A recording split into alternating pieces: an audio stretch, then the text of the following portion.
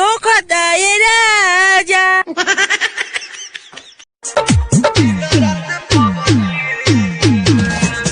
भूले खातिर लबजी रे खेली दिन रात पबजी।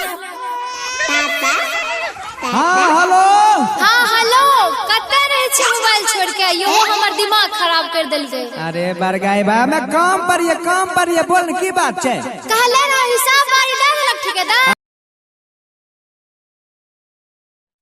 भाई तुझे कभी किसी ने किस किया है क्या? हाँ किया है ना। जब मैं 20 साल का था तो मैं ट्रेन में सफर कर रहा था। एक लड़की मेरे पास आई, मुझे किस किया और बोली, ए 10 रुपए देना। आइए ना, मैं आपको छोड़ता हूँ, आइए। वाह, फरारी? कौन फरारी? हाँ ये तो मेरी फरारी, आप आइए ना। लवली कार। राजा दशरथ के नाम सुन ले बारी? हाँ 3 गो शादी कोइले रहलन त हम 2 गो कली। तू द्रौपदी के नाम सुन ले बड़ा।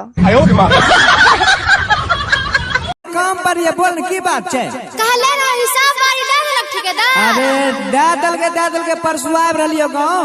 हाँ तो सुनियो की लेके आवे छी हमरा ले, पता है नहीं अहाँ के? बड़गाई की लागे बोल की लागे जल्दी बता।